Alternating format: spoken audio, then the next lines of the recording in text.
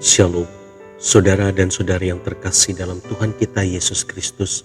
Marilah kita luangkan waktu beberapa menit untuk berkencan dengan Tuhan saat ini, agar dari hari ke hari kita semakin dekat dengan Tuhan, sehingga hidup kita semakin diberkati dan menjadi berkat. Pembacaan dari surat Rasul Paulus kepada jemaat di Filipi, bab 3 ayat 13 sampai dengan 14. Saudara-saudara, aku sendiri tidak menganggap bahwa aku telah menangkapnya, tetapi ini yang kulakukan. Aku melupakan apa yang telah di belakangku dan mengarahkan diri kepada apa yang di hadapanku dan berlari-lari kepada tujuan untuk memperoleh hadiah, yaitu panggilan sorgawi dari Allah dalam Kristus Yesus.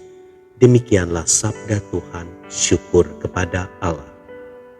Saudara dan saudari yang terkasih dalam Tuhan kita Yesus Kristus, seringkali tanpa kita sadari, banyak di antara kita yang hidup di luar tembok penjara. Kita bebas secara fisik, namun terpenjara dalam hati dan pikiran kita. Ada tembok kegagalan yang mengurung kita. Ada tembok sakit hati yang menghalangi kita untuk menikmati indahnya hidup dalam damai sejahtera. Ada tembok masa lalu yang buruk yang terus mengintimidasi kita untuk tidak melakukan apa-apa dalam hidup ini. Ada tembok kepedihan dan penderitaan yang tidak mengizinkan kita untuk mencoba mengambil kesempatan baru dan melakukan sesuatu bagi masa depan kita. Jangan biarkan penjara-penjara itu mengurung kita. Kita bisa keluar dari sana, sebab sekalipun tembok itu tinggi, tetapi ada pintu di sana dan kita telah memegang kunci pintu itu. Bukalah pintu itu dengan berkata, "Aku mau mengampuni. Aku mau melupakan apa yang ada di belakangku. Aku mau berharap pada Tuhan, sebab masa depanku indah di tangannya. Aku mau mencoba memulai sesuatu yang baru, dan aku mau keluar dari penjara ini." Hanya kita yang bisa melakukannya.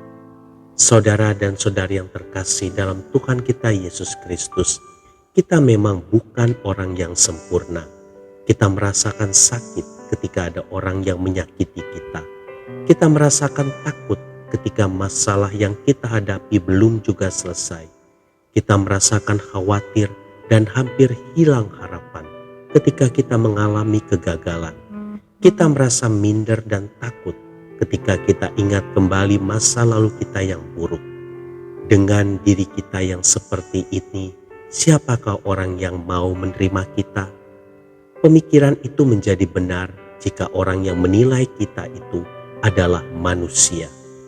Tapi lihatlah, dia sanggup mengubah Rasul Paulus, si manusia yang paling kejam, keras, penganiaya, dan pembunuh itu, menjadi orang yang penuh cinta Tuhan dan hidup untuk Injil. Saudara dan saudari yang terkasih dalam Tuhan kita Yesus Kristus, jika Rasul Paulus saja sanggup Allah ubah, apalagi diri kita. Ia memberi jalan keluar untuk persoalan kita. Tidak ada yang mustahil bagi Allah. Bagaimana caranya? Lupakan semua yang ada di belakang kita, kegagalan, masa lalu. Ampuni orang-orang yang sudah menyakiti kita, arahkan diri kita, dan berlarilah pada apa yang di hadapan kita. Maka Allah akan mengubah hidup kita. Itulah yang dilakukan oleh Rasul Paulus. Tuhan Yesus memberkati. Marilah kita berdoa dalam nama Bapa dan Putra dan Roh Kudus. Amin. Tuhan Yesus, penuhilah aku dengan kuasa Roh-Mu, agar aku dapat keluar dari penjara masa lalu yang selama ini mengikatku, yaitu dendam, kemarahan, kekecewaan, dan kegagalan.